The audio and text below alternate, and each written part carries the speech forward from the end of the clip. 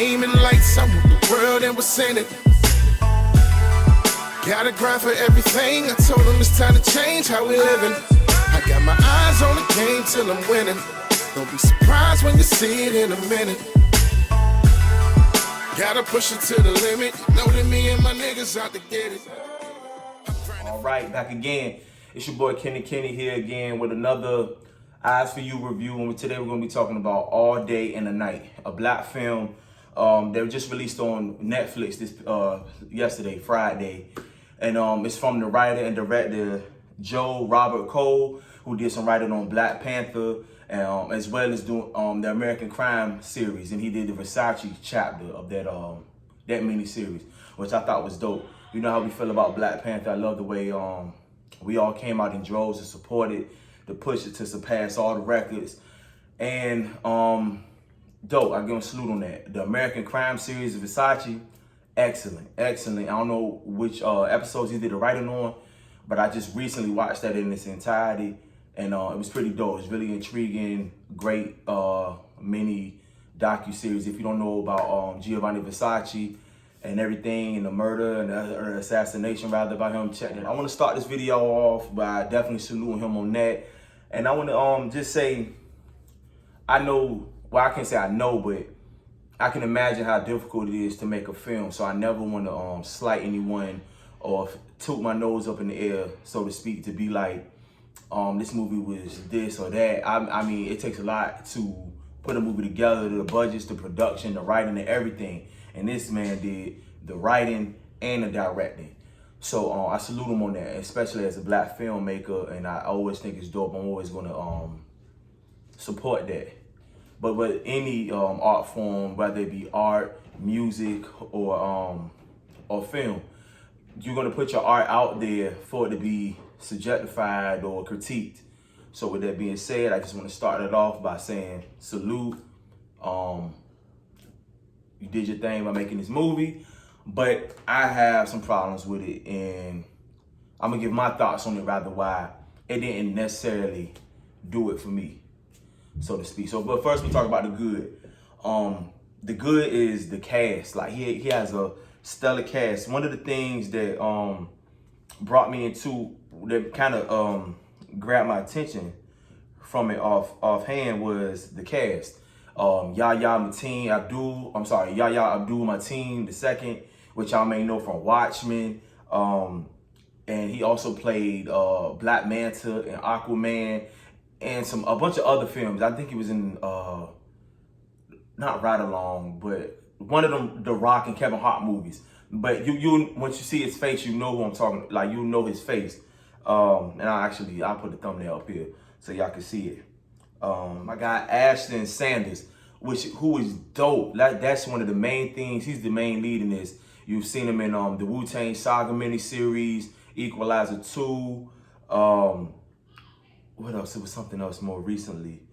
It was in Moonlight, which he killed it in that, and a whole bunch of others. Like I've been following the guy's career. He also was in a dope independent film called Native Son. And also a veteran, Jeffrey Wright, which if y'all watch Westworld, he's in that, as well as some other things. Jeffrey Wright is like a veteran actor. He's been in Shaft, the original Shaft, well, not the original Shaft, but the one that came out in 2000. Like I said, Westworld. He's done some voiceover stuff. He's recently in an independent film that came out in 2018 called OG. That came out that was on HBO. He was in one of my favorite films of 2018. He was in Game Night. His range is far and wide. He also was in the Netflix miniseries You Gotta Have It. So his filmography is like far and wide. Another highlight of the cast was Isaiah John, who y'all may definitely recognize immediately from Snowfall. He kills it in Snowfall, and for that to be like one of his first, for Snowfall to be his first like career role or first role, that he landed, you can see nothing but the potential and the trajectory of where he's going in his career. So I'll just start with that being the good. But I want to start from right there with him, with his character. With y'all knowing him from Snowfall, and from them to make him this character named TQ. And this, I felt like, damn, I couldn't give him another role, like give him something more than that he's already used to doing.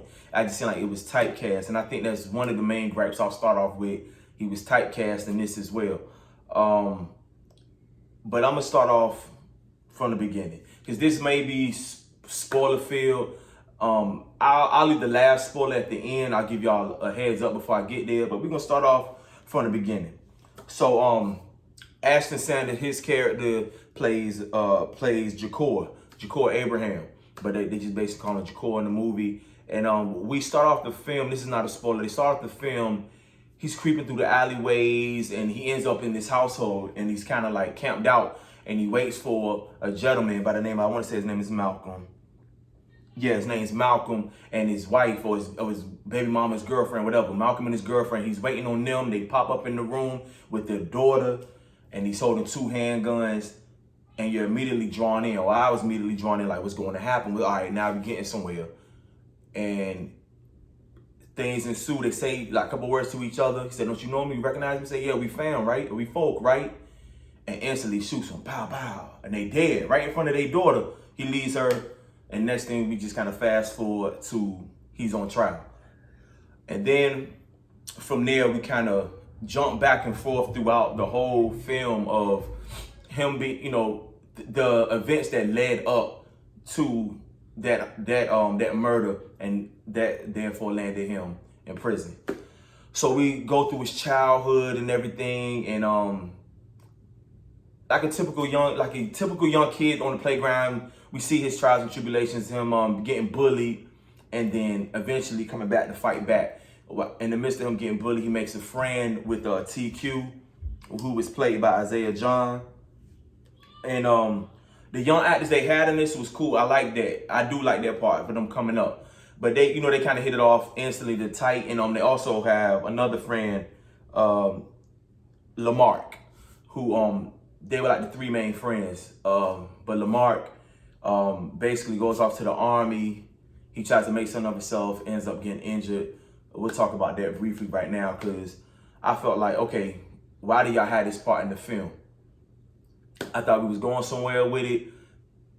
Ultimately, we weren't. It was just, he was in a wheelchair. He was a young kid that did everything right, tried to follow the right path, go make something of himself, fighting the war. And like most, like some black, I can say most, but like some black men, we feel like, why fight for a country that doesn't care necessarily about us? I won't give my stance on it right now at this point in time, but that's his character. That's how Jakor and TQ, how TQ are looking at him.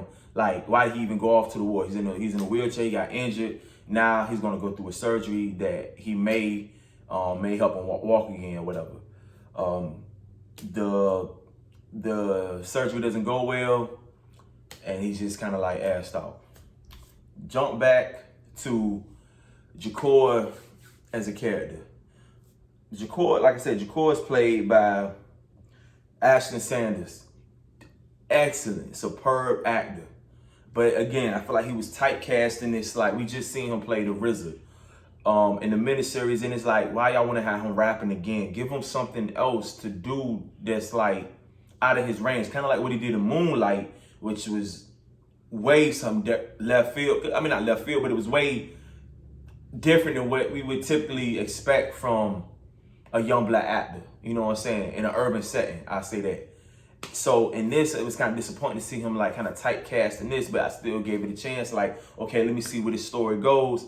And he's an angry man. He's just an angry young man, full of hurt and anger, which I understand that part, because he was abused by his father, played by Jeffrey Wright, who I feel like he was a horrible father, and I get why he was trying to make him tough. He was trying to make him tough, and he's beating his ass at a young age, which we know as young black men, we don't necessarily have to go through that, but if we don't toughen up, this world will eat us alive. So I understood that part, but the lengths he went through to try to get that message through to Jakor was horrible. And on top of that, he's a dope head or a drug addict or whatever. So I see how they were trying to throw in some complexities to make it seem why Jakor was so angry in the way he was. And he's even though his friend TQ is into selling dope and this and that, and he's basically trying to pursue music or try to figure his life out while pursuing music. He doesn't believe in touching any dope money, any dope. I mean, he might rob a few niggas like what he did, and even that scene went to an extreme, you know. So he's just a real a hot-headed, short-tempered young man going through the film. So I'm trying to figure this out, and I'm watching, and it's like, I put it like this. I wanted to see him conquer something. Only thing he ultimately conquered to me was himself. He's an angry young man. He's getting into trouble. He's trying to figure himself out. He finds out he has a baby on the way with his girlfriend. And I'm thinking like, okay, tighten up, smarten up, make some money, get your shit together. Which he did land a job at, I want to say Foot Locker or some type of shoe retail store. And things are going good or whatever, but I feel like he wanted to make quicker money. So he became a product of his environment, got back into the streets, and started getting more acquainted with TQ and his counterparts he was dealing with, which was a horrible rendition of a rapper named T-Rex, or what they call him in here. It was T-Rex, but they got something else for him. Thuggish Trex, Thuggish T-Rex, which was horrible. That whole display, that was fucking horrible. I'm gonna be blunt about it. And so he gets pulled back in by TQ's counterparts, and he's trying to like, you want to get this money? He's done with robbing and trying to knocking people out and shit like that and jacking people, but he has to make this money, try to support his kid. But instead of us seeing that journey of him trying to really get it together, it's like he jumps right back in the streets to be with Yahya Mateen Abdul's character. Oh, I'm sorry, Yahya Abdul Mateen's character, who plays Big Stunner, who is the typical drug kingpin dude or whatever, running the block, the area, or whatever. It's like typical shit. And I'm going to get to why I feel the way I feel about this film in one moment.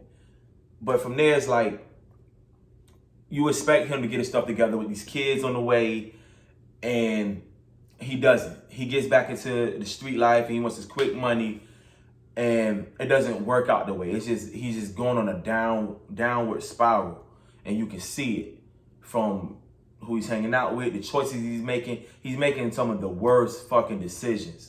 So, we'll jump to TQ. TQ is hot-headed. He's all about, he's kind of conniving. He's all about making some quick money. He don't care about selling dope, moving. He want to get the money. He's heartless, ruthless. He even makes, I think, the statement that I'm a predator. It's basically like you gonna eat food. You can't be food, or you know what I'm saying. You can't be food out here, basically. So you see his mentality early on, which is like, I could see where this was going straight from the beginning. Like when I see the two friends, okay, they tight, they make a bond. You see where it's going. From there, it's like all the regular hood movie tropes you kind of see happen. Somebody's on parole, goes to jail, gets pulled over, this and that. The horrible interrogation scene with that corny ass cop. It was just whack. It was whack. And mind you, this shit clocks in at 2 hours and 1 minute. And I'm like, this could have been cut down so much. My problems was the typecasting. The story was all over the place. Like I said, you jumping from him being in prison to him being present day.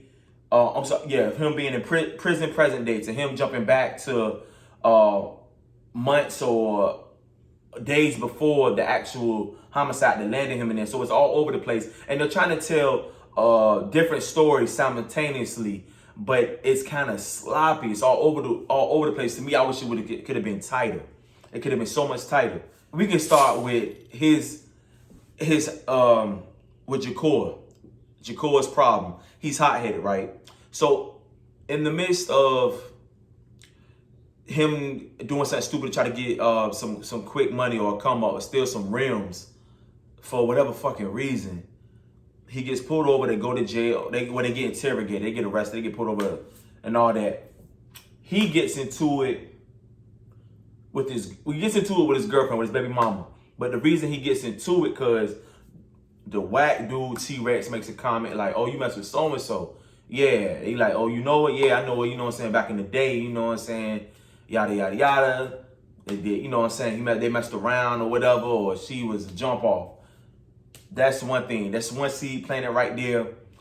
Fast forward to another scene that on the curb, and you can see he's not really trying to show his emotion to this rapper because he's feeling like this rapper could get me. He basically has everything I want, as far as the fame, the hood fame, and the respect, and the ride, and just the acclaim. So he wants that. So he kind of sucks it up, his true feelings, to try to get in good with him, to get him to check out his music. Basically, try to help him get ahead. In the midst of that, like, the dude T-Rex shows him a video. Like, yeah, you know, man, I said so-and-so. Oh, yeah, I got that sex tape video. And he shows him a sex tape or, a little clip or whatever of his baby mama previously back in the day or whatever, getting down, like getting a train ran on or whatever. And he holds his composure or whatever and trying to ask him like, yo, did you check out my YouTube page, check out my music, this and that? And the guy's kind of playing him to the left. You know what I'm saying? He basically antagonizing him. You know what I'm saying? Like really carrying him. So that scene goes off. Instead of going off on him, he goes off on his girlfriend or whatever. So they have some words, this and that. Typical shit. Nigga even took his puppies. He took his puppies, like my car keys and my puppies, which I thought was funny. And I'm telling you, at this point, we're probably like maybe 45, 50 minutes into the movie. Go forward from there.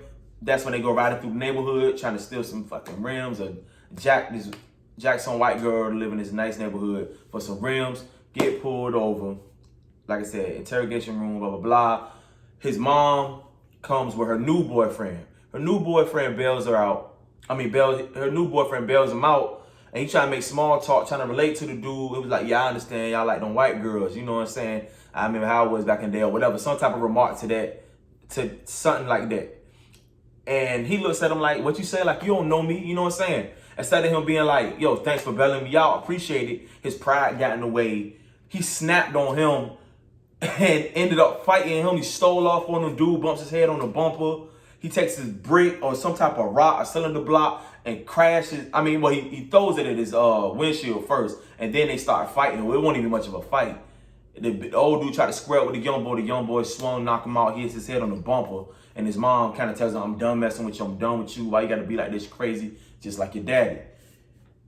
My problem with that is, okay, that whole shit was unnecessary. Was it entertaining a little bit? Yeah, but it was the worst kind of writing. Like, I don't get, what would you get out of that? One, it was dumb. You're not going to go off on the dude T-Rex who's constantly antagonizing you about your baby mama and this and that and your music, and you won't go off on him, but you'll go off on the guy who bailed you out and don't even really know you. He doing it off the strength of your mama. Like, I felt like that was some whack ass shit to me. It was whack. It was whack. And if you disagree with me, put it down in the comment section. We'll talk about it. But it was whack. Moving forward through the movie, he basically, the main reason for him even killing, we'll get to the murder. First, I'm gonna talk about Jeffrey Wright, because Jeffrey Wright is a great veteran actor, yo. He's dope. He plays Jacor's father, but he plays JD. He's a dope head. He's like he's a street guy who is basically, you could tell he's insecure, fighting for respect. He's a failed father. He's a drunk. He's not, what's the word I'm looking for? He's not providing for his family. And you can tell the frustrations are getting to him, and he's taking them out on Jacor. He takes him out in the flashbacks of younger Jacor. He just takes him out on him. You know what I'm saying? It's the scene when they even leave He said, come on, Jacob, we coming out. Where this dude got to be like 8 or maybe 9 years old. He takes him out in the middle of the night when he should be in bed. And they get back, sit back in the seat, drinking gin. You know what I'm saying? It's just like, okay, what are you trying to tell us with this story? So you get the sense of JD's a horrible father. He's trying to give his son the real, which I understand. He's trying to tell him the real shit about the world, and this world will eat you up. But he's not giving him anything that he really can use that'll help him be somebody better than him. You know what I'm saying? So that's a constant cycle that you see too. But that character. So his whole thing is he's mad at his father's a dope head. He's on the phone fussing at somebody about give me this money, you're gonna give me this money. He's not gonna respect him, whatever. He grabs his gun, he says, Jacob, I'll be back. They're back at the house. JD walks up the street, finds the guy he's confronting on the phone. He confronts him in real life, sees him. Jacob follows behind him, sees him shoot the guy, point blank range, and Jacob just hauls ass home to hide because he's in shock. And it's like, okay, all right, we get that, the trauma. Then they go back to school. Yeah, this is flash. That's all I can say. Jump all over the goddamn place. Jacob is at school. This is flashback to younger Jacob. A little girl comes up and says, my mama says, your daddy a dope head. He said, my mom, you don't even know what my daddy look like. I know he drive a Cadillac and he be off on so-and-so and so-and-so street. Jacob goes see him. He sees him getting served. And who's serving him? Malcolm. Now, the younger Jacob walks up to Malcolm and he says, yo, you Malcolm? He said, yeah. He said, well, you know JD? He said, well, that's my daddy. And I really, you know, basically like, can you not sell to him no more? I really appreciate, he don't say I really appreciate it, but he's like, basically, can you not don't sell no more drugs to him? And Malcolm looks at him laughing and kind of like, what you talking about, little nigga, that's my best customer. And they just kind of laugh at him and walk off. So that right there is the motive for why he killed him. My problem with that shit is, okay, that's one dope dealer. He kills him and his girlfriend in front of their daughter. So you gonna kill every drug dealer that keeps serving them? That's not gonna stop. Your daddy need help. He need to be in rehab or something like that. He gonna be a fuck up because he a fuck up. If you wanna help him. But the whole motive for that shit was dumb to me. It was like a self-destruction movie. Like, it was dumb. It was dumb in my opinion. I got the whole wraparound, the full circle shit. And then even after he commits the murder, he goes to his girlfriend's house, makes her an accessory. After already cussed her out, they made up, whatever. They chilling watching TV or some, they have Comedy Jam or some shit or whatever they watching. And they just fall asleep. Which I don't get is, they fell asleep. You gonna commit this murder, you trying to get this money. Cause Big Stunner say, all right, you handle this, you get the money, blah, blah, blah. And they give you 2 guns, talking about, yeah, they clean. And they so clean, why her ass ain't touch him? She got 2 rads on him, give it to him. He go commit the murder, back at his girlfriend's house. Makes her an accessory because she's supposed to be his alibi or whatever. He just hiding out there. They bum rush them in the morning because, of course, they fall asleep. But it wasn't even regular cops. It was like some SWATs and it was like SWATs or ATF or some shit. Like, they was like in Desert Storm looking gear. And they zip tied him, took him out the door, bumped his head, walked him out the door. It was like, what the fuck is the point of this movie? You know what I'm saying? Like, what is the point of this movie? Like, all right, I'm gonna cut straight to the chase. Y'all want to spoiler? Pause it. Y'all can leave right now. Come back, go watch the shit if you want. I'm not doing it. I'm down one and done on this shit. The main thing is, okay, he gets locked up. He goes to jail. I think he gets life or whatever, right? I think he get life or whatever. He gets life. He's in jail. Who do he see? He see his dad. His dad, JD, is in jail already. And it's like, okay, so the son and the father in jail. That's a fucked up, like, family reunion trait or whatever. And from there, TQ still out. He's free. And he has to kill. There's some shit still on the street between Big Stunner and the dude Malcolm that he killed. Big Stunner goes through, kills the dude T-Rex, which was good. Get his ass off screen anyway. That shit was a horrible character. All of it. Killed him. Jacob is still in jail. And now it's the thing with TQ gets locked up off of a probation violation. And the thing is, there's a bounty on Jacob's head. He has to go down for him killing Malcolm. Who they gonna get it? Guess who? Typical shit. You already see it. 2 best friends, they close, something divides them. One goes this path, the other goes that path. Now they gotta meet like fucking head on and kill each other, take each other out. Like, that shit was so predictable. Like, to me, I'm sorry. If y'all didn't see it, y'all didn't see it. But it was predictable to me. Of course, it coming in, you got this main random ass dude of Big Stunner's younger brother that's locked up with him named Rollo. Yo, man, he feeding him all this information. I didn't trust him either. He kept feeding him all this information. Him and TQ meet on the yard. They making shanks or whatever. Of course, they meet up. What happens? The worst fucking non-awareness CEOs I've ever seen on the yard. I mean, I ain't never been there, but I'm saying on any movie or film, there's like this big crowd or huddle, and they just stabbing each other in the yard, and it's the slowest stabs I ever seen. It's like, no, and it's and it's like, it's horrible, bro. In my opinion, it's just my opinion. It's horrible. So it's a whole murder going down in this little huddle, and nobody sees nothing. None of the CEOs see nothing. It's looking down from the towers and nothing, and it's just whack. The movie's over. It was like, what are you trying to tell us? I feel like this. This is my whole problem with it.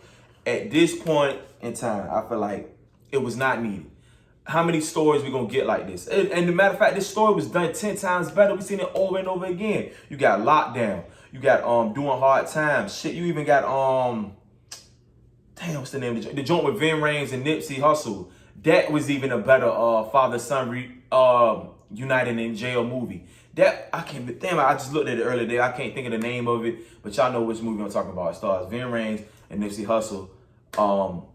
That's an even better movie. So how many times we gonna get these stories like this? Like, I like smart, intelligent movies. It could have been something way much better. It could have been done in a way better, a tighter form. And it wasn't. It was sloppy all over the place. I feel like they can call me a movie snob. I just feel like I like smart, intelligent, thought-provoking films. I don't care if it's hood. I don't care if it's foreign. I don't care if it's drama, comedy, whatever. Just give me something that's a little bit more than the typical stuff. It's kind of like some movies you go in on what you expect, but other movies, all right, let me see what you got, you know? And this was like, you can't keep feeding me McDonald's and I expect some Roof Chris or some fine cuisine meal at a restaurant, and you just keep feeding me these damn cheeseburgers telling me they filet mignon. No, this shit is bullshit. I mean, I ain't saying it's super whack. I'm gonna say this. I'm gonna say the movie's forgettable. It's forgettable. If that's what you like, cool. To each his own. That's what you like. But for me, I want something a little bit more, and I'm tired of seeing the same black stories told. And what I don't get from the writer and the director, he's done some other great things, and like that Versace thing, whatever he wrote on that, whatever episodes he wrote on that, great writing, character building. It was more depth into these characters and storylines, everything. It had a full punch. Even with Black Panther, people have some of the gripes about it, but for the most part, it's a pretty good story. It's a pretty good story. But this movie right here was just like, if you like it, cool. But for me, I just want more. And it was not. It was like, it was drawn out, cliche, got the same hood movie tropes. And it was like, for what? What are you trying to convey? What are you trying to say about? What are you trying to say with this movie? Is what I'm basically. What are you trying to say? Because okay, the father, Jacoa and JD reunited in prison, but at this point they already in goddamn prison. Okay, they reconcile. He taught them how to plant something, and all right, cool. I mean, shit, y'all both doing life. Might as well make the best of it, I guess. But I feel like it was bullshit. Like, come on, man. We got better black stories, and I feel like at this point in time we need to expect more. If people just like eating cheeseburgers all day, that's what you like. But for me, I want a full course meal. I want something that's gonna stick to the ribs, you feel me? I don't want this bull. I don't want no bull, yo. I'm not saying the movie is trash. It's just a movie, which is no light feed at his own. It's like, you made a movie. I can't knock that. But like I said, you put your art out there, you leave it to be subjectified and critiqued. And it's like me. It's like, I'm gonna give y'all this analogy. I'm not a chef. I can cook a little bit, but I wouldn't consider myself a chef. So if this world-renowned chef offers me a dish, I have every right to be like, I ain't I ain't for it. It's not for me. It's not my taste. Not my liking. Other people might pay $2,000 a plate for this shit, but for me, I don't like it. Here you go. Thanks, but no thanks. That's the same analogy I would give with this. No, I didn't make the movie, but I can critique it and be like, yo, I wasn't feeling it. And some people may be feeling it. Some people may be okay with eating cheeseburgers and bullshit all day, but that's just not for me. I want a little bit more. I expect a lot more, especially with this cast. This cast is dope. Jeffrey Wright, Yahya Mateen, Abdul, like, dude is dope. Like, he's been making his rounds, yo.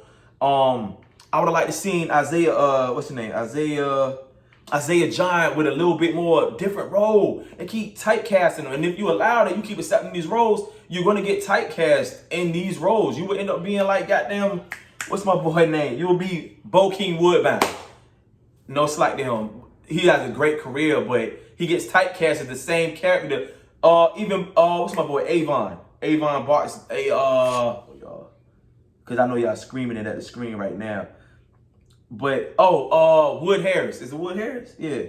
Hold on. Is it Wood? Yeah.